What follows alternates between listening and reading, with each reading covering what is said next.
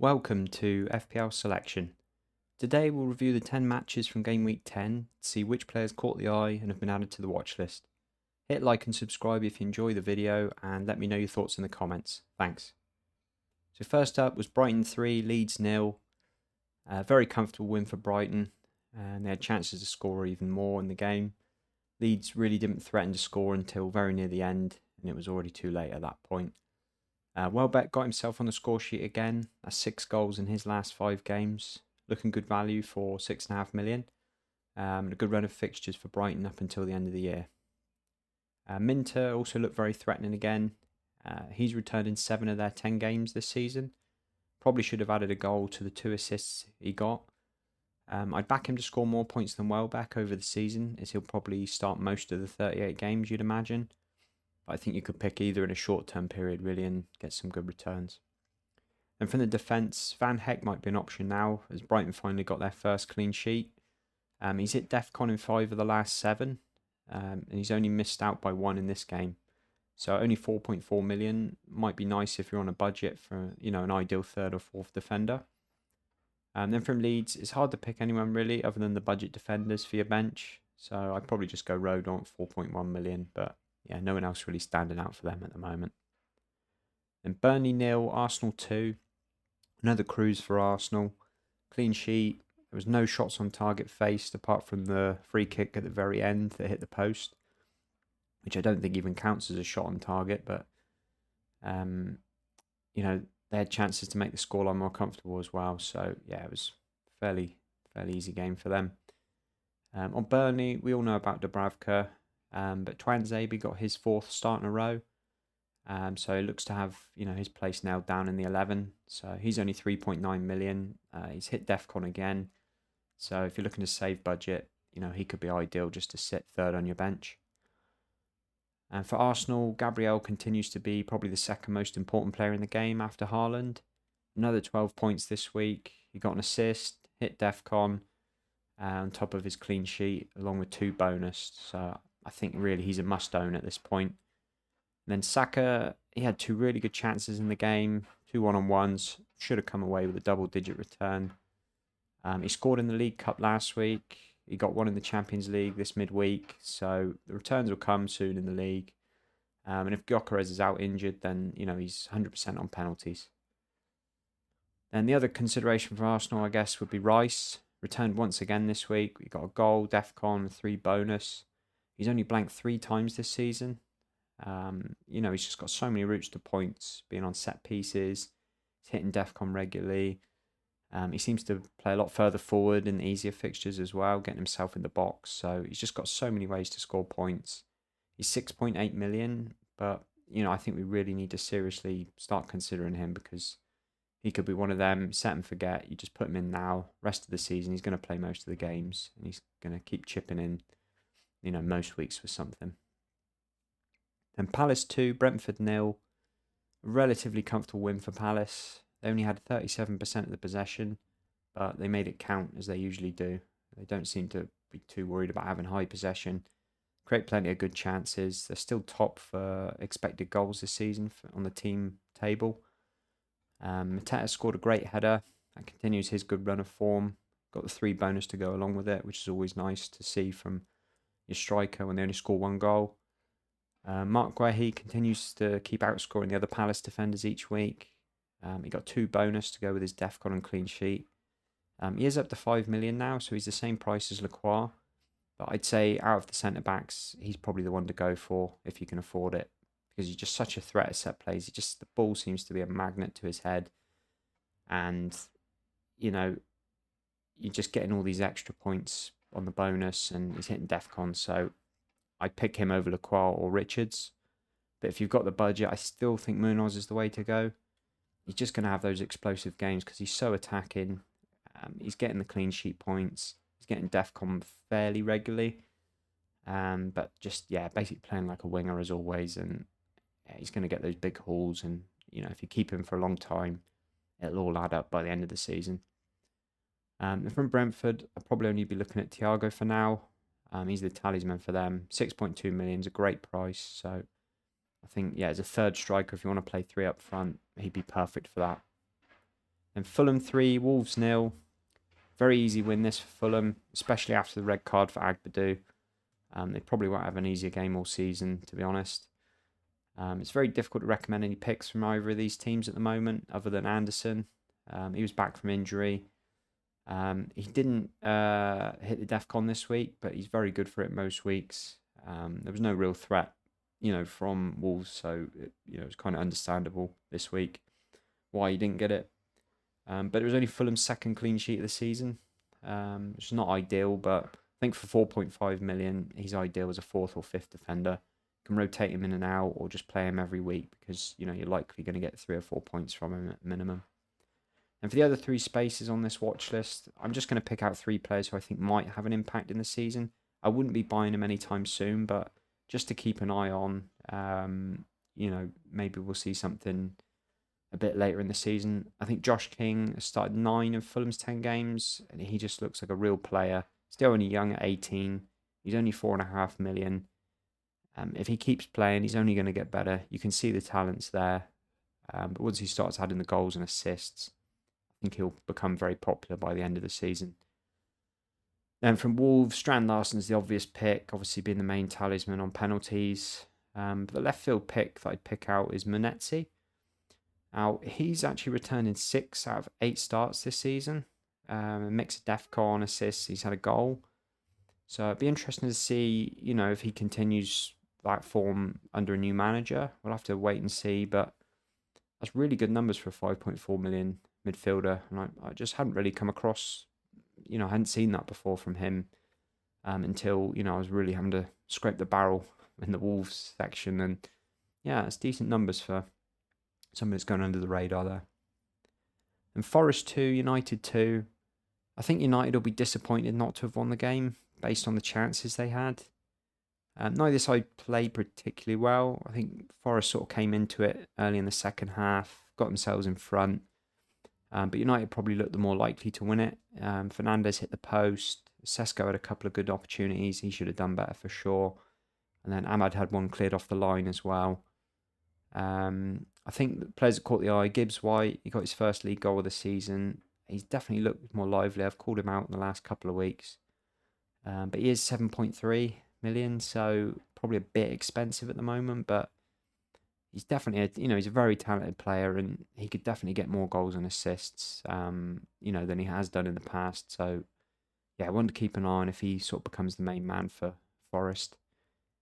From United point of view, Mbeumo again looked the most threatening United attacker. He didn't really have any clear-cut chances in the game, but he was just always in the right areas. He's going to be the one on the end, taking the shots at goal and getting on the end of crosses.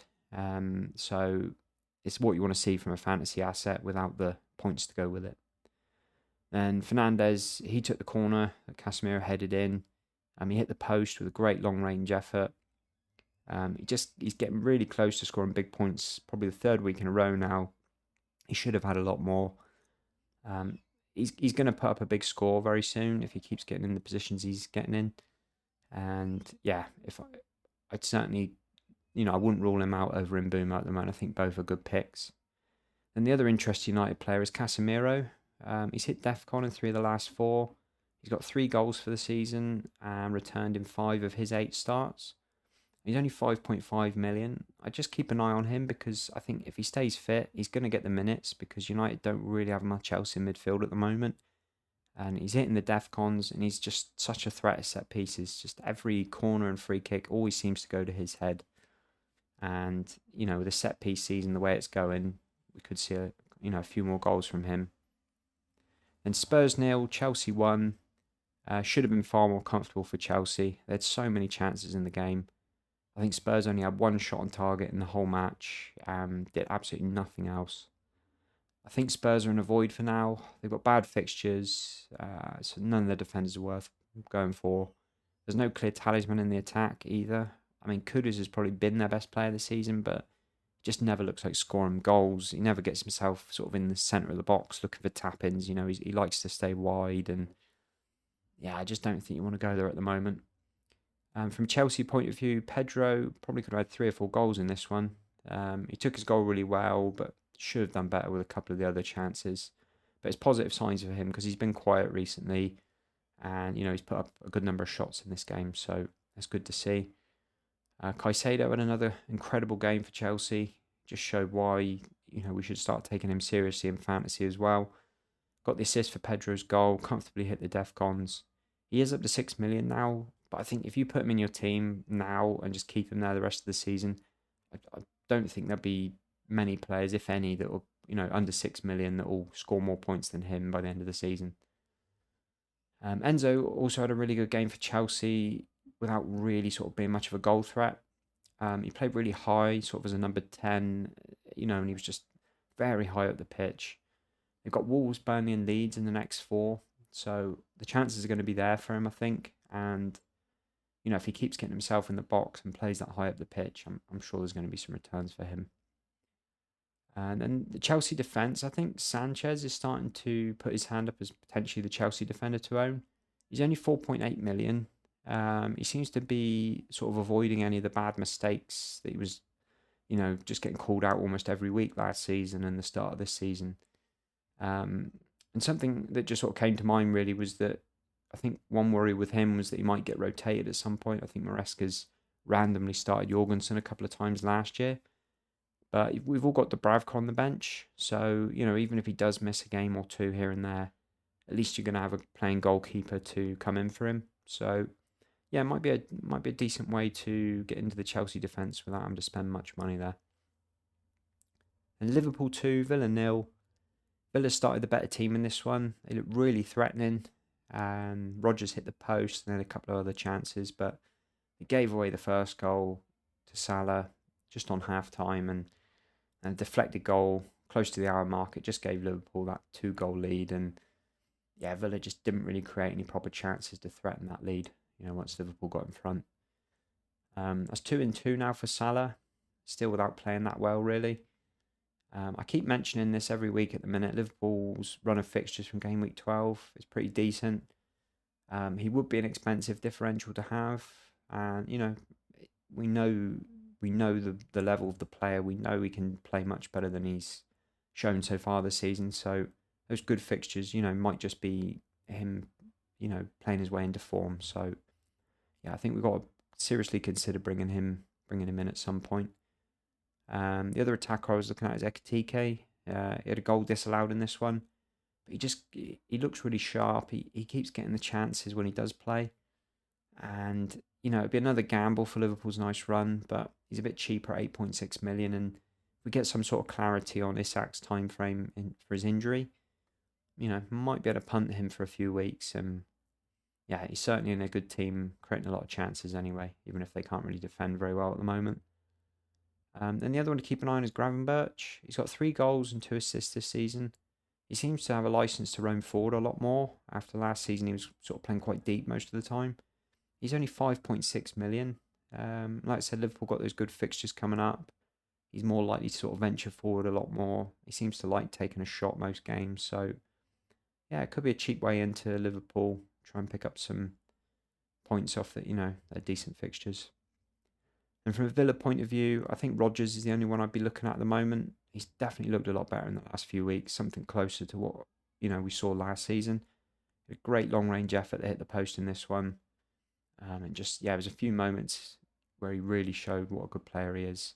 He's down to 6.8 million, so he's still a little expensive, but could be a nice short-term punt, especially over the next 4 weeks. Villa got some okay fixtures. Then West Ham 3, Newcastle 1. Deserved win for West Ham this. They create the best of the chances in what was, a very poor game. Newcastle, really didn't play well, so I think that helped West Ham a lot, really. Paquetá had a great game, scored 1, almost had another. He set up Bowen for his one-on-one at the very end there, so yeah, it could have been a huge haul for him.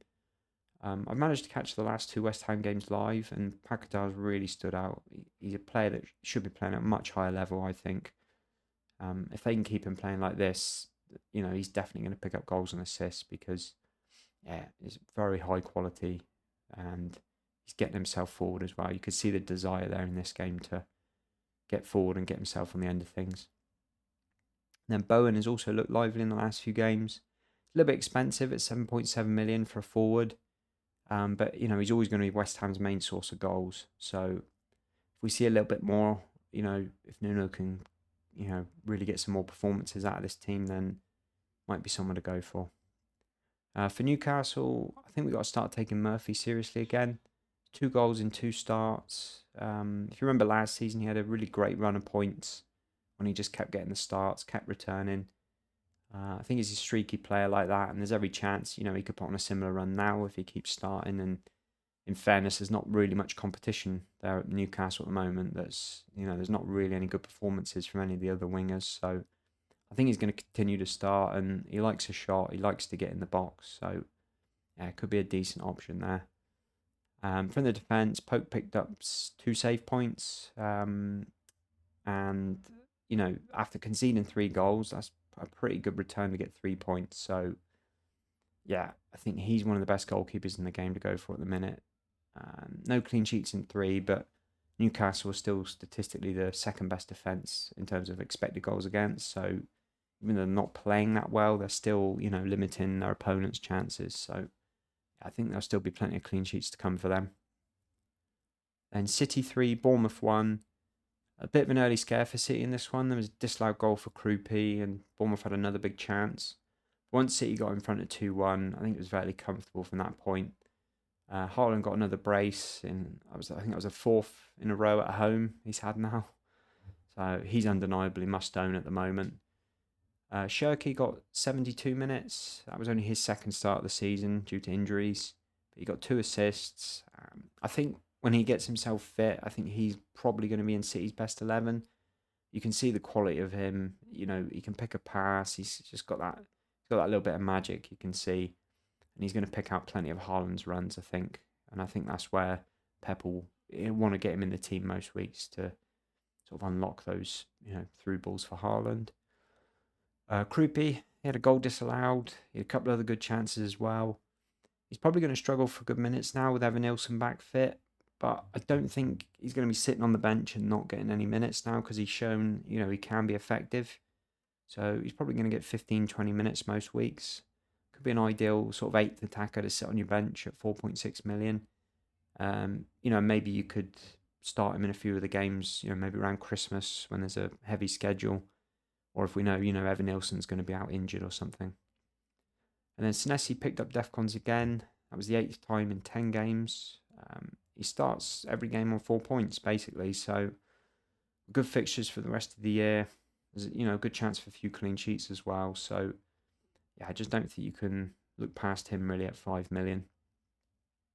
Then Sunderland 1, Everton 1. Fair result in the end, I think. Everton had the better of the first half, and then Sunderland sort of came back into it in the second. So Xhaka picked up returns again this week. It's 8 out of 10 games now this season that he hasn't blanked, which is really good for a 5 million midfielder, or 5.1 now maybe. Obviously got the goal. He was close to scoring last week against Chelsea as well. He's hitting DEFCONs fairly regularly. He's got 3 assists for the season.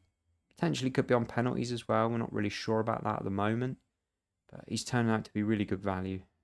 He's just someone cheap. You can play him every week, set and forget. And, you've got a good chance of hitting at least sort of 3 or 4 points most weeks.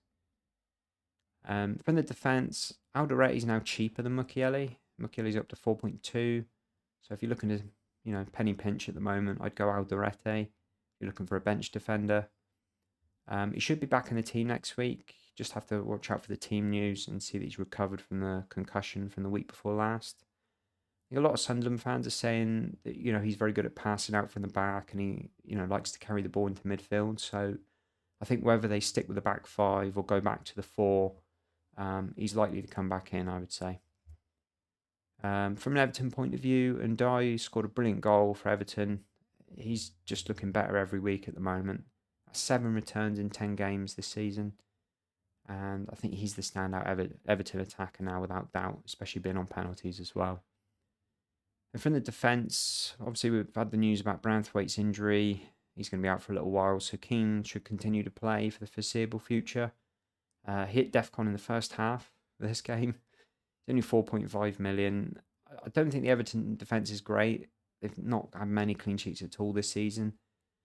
So I think at 1 million cheaper than Tarkovsky, he makes way more sense. You know, if you're going to get the Defcons a lot of the time, 3 or 4 points to start, not too bad, but it would be nice to see Everton tighten up a little bit and get a few more clean sheets.